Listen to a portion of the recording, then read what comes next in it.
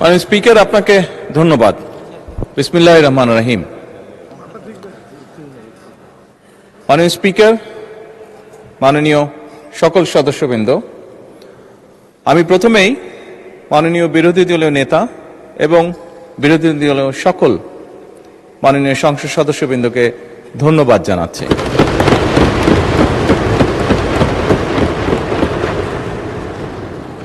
আজকে যে বিষয়টি নিয়ে আমরা এতক্ষণ এখানে আলোচনা করলাম, অবশ্যই যে বিষয়টি একটি গুরুত্বপূর্ণ বিষয় সকলের জন্য, যে বিষয়টি বিরোধী দলীয় নেতা উপস্থাপন করেছেন এখানে।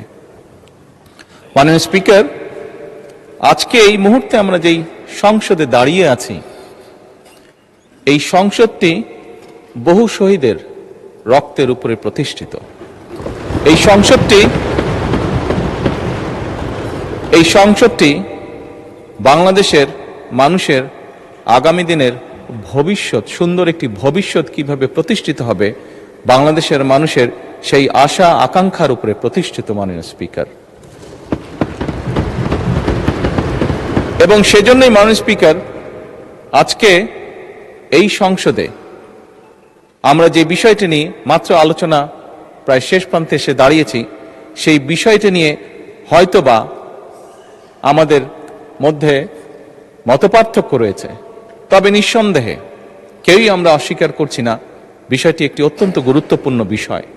এবং এই বিষয়টি শুধু মাননীয় স্পিকার শুধু বাংলাদেশের জন্য নয়, এই মুহূর্তে আমরা যদি বিশ্ব রাজনীতি, বিশ্ব পরিস্থিতি, বিশ্ব বাস্তবতা বিবেচনা করি, সমগ্র বিশ্বের জন্য এটি একটি অত্যন্ত গুরুত্বপূর্ণ বিষয়।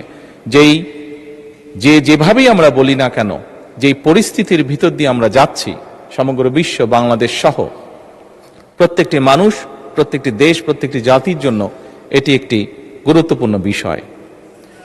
সবচেয়ে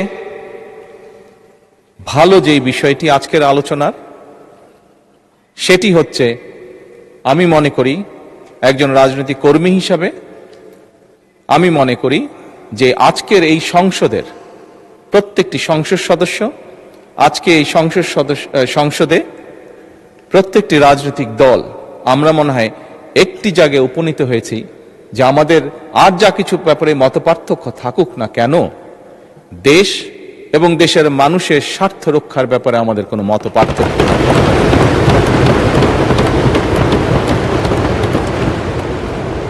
মাননীয় স্পিকার,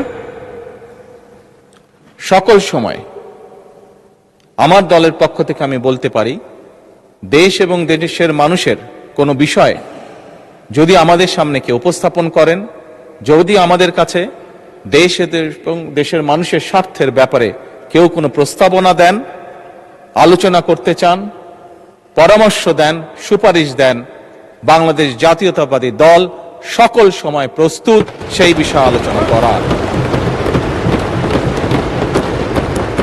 সেটি আমরা যে অবস্থানেই থাকি না কেন, সকল সময় আমরা সেই প্রস্তাব গ্রহণ করতে, সেই প্রস্তাবে আলোচনা করতে আমরা রাজি আছি। বিরোধী দলীয় নেতা একটি প্রস্তাব দিয়েছেন যে আমরা বিরোধী দল, সরকারি দল সকলে মিলে কেন আমরা আলোচনা করতে পারি না।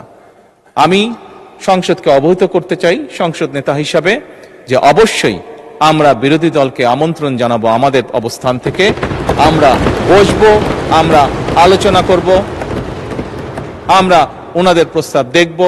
যদি ওনাদের প্রস্তাবে বাস্তবতার নিরিখে যদি কোনো কিছু থাকে যেটি বাস্তবায়ন করা সম্ভব, অবশ্যই আমরা তা করব। কেন করব না আমরা? কারণ আমরা যে অবস্থানেই, যে এই ফ্লোরে যেদিকেই বসি না কেন, বাংলাদেশের মানুষ আমাদেরকে এখানে পাঠিয়েছে তাদের স্বার্থ দেখার জন্য।